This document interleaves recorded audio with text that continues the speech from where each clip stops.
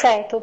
Também tem uma outra situação muito preocupante ao extremo, hoje é a depressão das mulheres pelos relacionamentos afetivos. Está acontecendo muito as mulheres terem uma baixa estima e uma desmotivação pessoal em relação aos seus relacionamentos, tanto pessoas casadas quanto pessoas que têm apenas um envolvimento de namoro. Como é possível, né, essa pessoa buscar, se retomar, se restituir, né, por essa situação? Tem muitas mulheres que em depressão, elas abandonam tudo, abandonam o trabalho, muitas têm filhos, né, e acabam se desmotivando até mesmo para a sua vida cotidiana. O que um psicólogo também pode contribuir nesse assunto que tem afetado, né? Esses relacionamentos virtuais, que as pessoas também... É uma outra, assim... É um outro meio que tem ocorrido muito, são as denúncias, né? Mulheres também que são lesadas virtualmente por relacionamentos. Até que ponto elas podem, assim, conseguir ter um discernimento melhor e ser mais atuante, mais, assim... mais dona de si, eu vou dizer assim de uma forma popular, né? Eu vejo que as mulheres hoje, elas estão realmente se aprofundando muito num desolamento e numa tristeza profunda por não conseguir manter um relacionamento, não conseguir manter um casamento, ou até mesmo por se iludir por um envolvimento virtual que às vezes nem está em contato com a pessoa. Como que tá os estudos em relação a esse assunto? Muito interessante essa pergunta. Uma pergunta super atual. Realmente as redes sociais, aliás, o universo virtual tem gerado uma cisão, né? Uma ruptura desses dois universos de experiência humana. Uma experiência imanente mesmo, da presença, e outro que não é real. Então muitas mulheres estão sendo vítimas de aliciamento.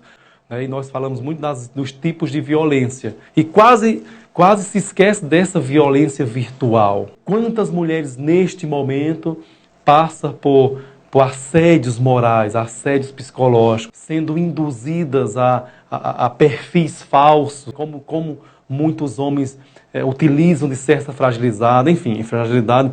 Ou seja, um tempo onde a virtualização das relações humanas, principalmente conjugais ou socioafetivas, estão diretamente sendo influenciados, né, essas relações pelas redes sociais. Então a gente vê uma ruptura enorme. Então o mundo hoje, ele carece realmente de uma nova mudança e de repente até regresso aos valores que nós estamos perdendo por causa desses fenômenos, né, dessas infiltrações. Então a mulher, ela hoje é convidada a se empoderar da sua capacidade humana, criativa e todas as dimensões que ela possui para lutar contra qualquer imperativo, inclusive os imperativos virtuais da violência.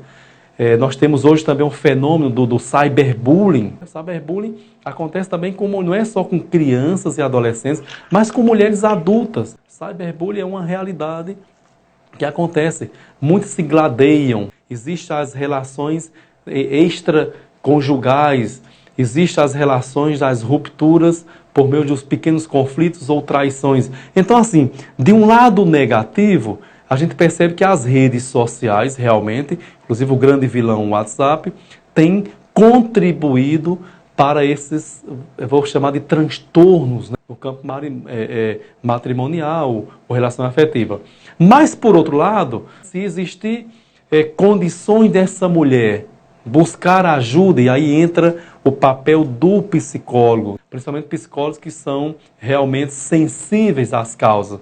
Claro que não é qualquer psicólogo que trabalha nesse campo, mas existe na psicologia um leque muito vasto de profissionais e de abordagens que sabe realmente trabalhar com esse campo. Então, o papel do psicólogo é fundamental para levar a essas pessoas um ressignificamento da sua vida, motivá-las a se libertar de qualquer entranha que possa destruir a vida dela, que inclusive salvar a vida e mostrar novos caminhos, inclusive na crise e no sofrimento. Então o papel do psicólogo é fundamental.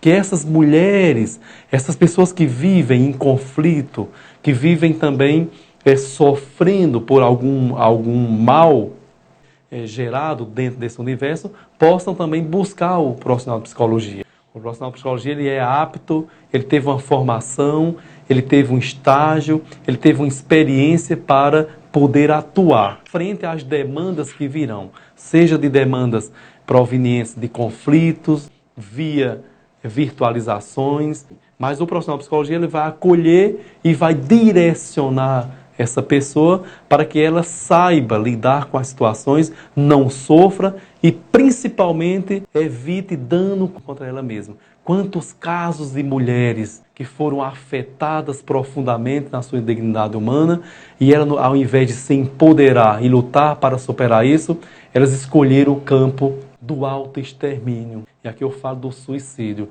Quantas mulheres não se suicidam hoje em dia? Por causa de conflitos que não conseguiram resolver e por um motivo ou outro não também conseguiu chegar a um profissional de psicologia. Então a psicologia realmente ela dá respostas, ela aponta caminhos, inclusive de superação e de salvar essas pessoas que necessitam de um olhar diferenciado, mais humanizado e sobretudo de escuta. O lugar da psicologia é o lugar da escuta, do empoderamento do nosso ego, o empoderamento das nossas questões. E isso traz alento. É uma das grandes novidades da psicologia. É um caminho científico, clínico, mas, sobretudo, apontador de um acolhimento que só ela, né, só essa ciência é capaz de, vamos dizer assim, de se antecipar. Perfeito, doutor. Mais uma última pergunta. Como que está atualmente o tema também sobre a ideologia do gênero? Em que lado a psicologia também pode estar, assim, de uma certa forma, esclarecendo sobre a ideologia do gênero?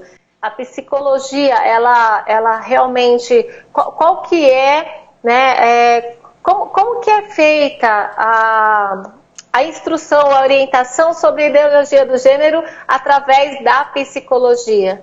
Porque é um tema também muito polêmico e acredito que através de especialistas como você é possível, né, passar uma posição sobre esse tema que hoje afeta todo mundo também. Muitas pessoas estão confusas, muitas pessoas não entendem. O que está sendo aplicado agora atualmente nessa tendência nova? Como que a psicologia explica sobre a ideologia do gênero? A psicologia realmente tem uma postura como ciência e profissão permeada por uma ética. É uma ética que alimenta uma dimensão muito mais além de questões que enclausuram ou separam. Então, a psicologia, a postura é muito bem clara. Ela vai além. A psicologia nos coloca num caminho de respeito, de diálogo. Aceitar o outro na sua dimensão múltipla. Eu não posso discriminar outro apenas por uma questão de gênero, uma identificação, um modo de ser. Então, realmente a psicologia, ela não está interessada em tecer juízos de valores, porque certos juízos de valores saem do crivo de um olhar mais amplo, mais humanitário e entram num reducionismo. Eu não posso jamais excluir uma pessoa por causa de um gosto, de uma atitude, seja na dimensão hetero, homo, enfim. Isso não importa. O que importa é a humanização. O outro tem que ser respeitado na sua dignidade humana, nos seus valores. O outro não pode ser excluído e, principalmente, ser discriminado. Então, a postura da psicologia é uma postura ampla, dialogal. E é muito bom colocar isso, porque essas questões de gênero não são de hoje. A gente sabe que se a gente for ler a história por exemplo, a história da sexualidade humana, um exemplo, tem várias questões aí. A gente vê que a questão de gênero sempre foi discutida, mas hoje parece que houve uma reviravolta. Existem muitas instituições ortodoxas que ainda são fechadas, não dialogam.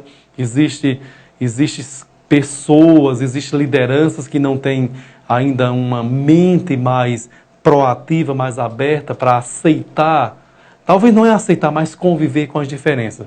A psicologia nos convida para que a gente, cada um de nós, homens e mulheres, consiga crescer no diálogo, aprender que o outro tem algo para me ensinar, independente, né, de gênero. Claro que os gêneros hoje, graças aos movimentos sociais, graças ao advento de novas óticas de pensamento, novas teorias, novas conquistas, está evidenciando, vamos dizer assim, quase um novo paradigma. Infelizmente, ainda na sociedade há muitas dificuldades no debate. Existem ainda correntes religiosas que preferem não tocar no assunto e quando toca ainda demonstra uma certa ortodoxia. Enfim, a psicologia ela é muito bem clara. Ela vai se preocupar com a sua dignidade, vai se preocupar com o seu valor como ser humano. Ela não vai ficar, ela vai tentar não ficar presa a ideologias conservadoristas, ideologias que dificultam o processo da humanização. Então, para nós psicólogos, o que é muito mais valioso é o diálogo com as diferenças. Aliás, as diferenças em termos não só de gênero, mas de opinião, de ideias, enfim, crescemos junto numa comunidade múltipla, uma unicidade múltipla, tá certo? Então isso é importante. Outra pauta interessante, por exemplo, se discutiu muito o ano passado, que veio à tona, a questão da doença, né, da patologia. Então, a psicologia não quer patologizar nenhum comportamento, principalmente nesse contexto dos conflitos de gênero. Nós estamos vivendo conflitos de gênero. As pessoas não aceitam o outro e vice-versa. Cada um dando opinião, cada um no lugar de onipotência, achando que o outro é menor do que eu, que o outro deve ser usado, deve ser corrigido, enfim. O que está faltando realmente é uma democratização dialogal dos conceitos, das formas de acolher as pessoas e assim por diante. É um tema bastante complexo, mas que também traz brechas para novas reflexões. Eu não posso enquadrar ninguém a partir do meu ponto de ótica.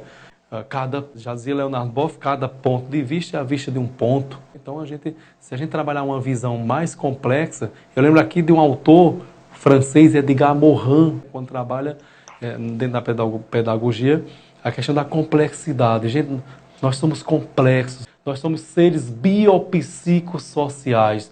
Temos uma estrutura biológica, nós temos uma estrutura física e também tem muitas coisas em nós que nos determinam, que é a questão do nosso aprendizado. A gente sabe que muitas discussões de gênero vêm sendo influenciadas pela cultura, mas, na minha opinião, precisamos aprender muito ainda para poder lidar com esses conflitos. A sociedade não está preparada, né, ainda, porque há muitos conflitos de ideias, paradoxos. Mas realmente, numa última palavra, nada de patologizar. É doença, fulano é doente, ciclano... Não. A psicologia é bem clara, o caminho é outro. O caminho é mais de fortalecimento das habilidades, dessa humanização. Mas é bastante complexo o tema. É por aí.